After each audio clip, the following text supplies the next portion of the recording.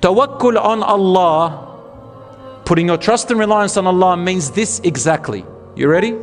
Means this exactly. It means you do everything you can. Then, whatever the outcome, you think of four things. Four things that will keep you going, inshallah.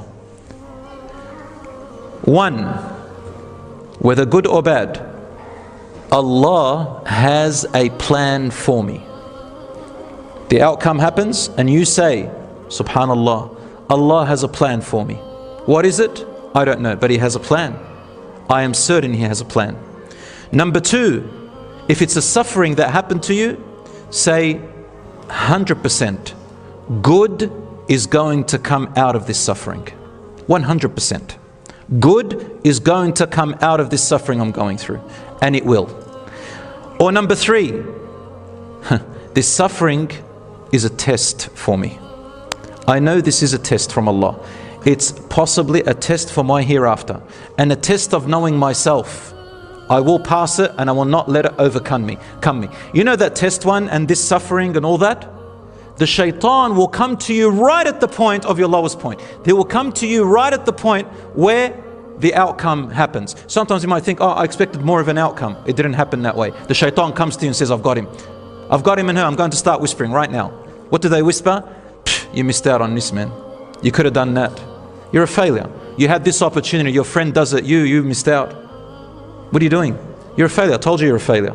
You would have been whispering like that. Or if you failed, says, I told you you're not good. You sat there relying on Allah, making all your dua and everything, and you did everything that it needs and you still failed. You're a loser. Why do you even rely on God? There's no such thing as God. That shaitan will get you right there, brothers and sisters, right there. Sometimes the shaitan will come to you and say, pray more, pray more. Pray more, pray more, pray more, pray more. And as soon as you think you failed in something, say, see, I told you. You prayed all those prayers, all these sheikhs are telling you something, you failed still. Leave prayer.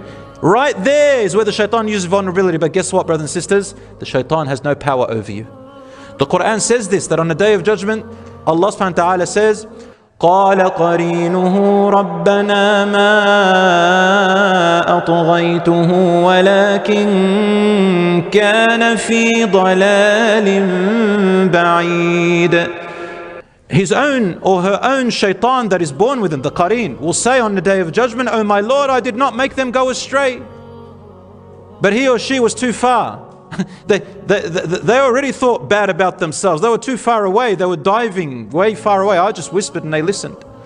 In another verse, the shaitan says, Iblis himself stands in hellfire and makes a khutbah, a sermon, and says to everybody in hellfire, hey everyone, let's make a deal right now. I know you're all going to blame me.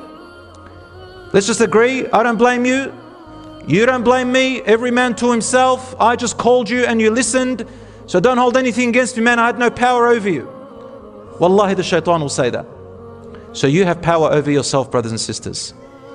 So the four things are, something happens after you tried your best. Think, Allah has a plan for me.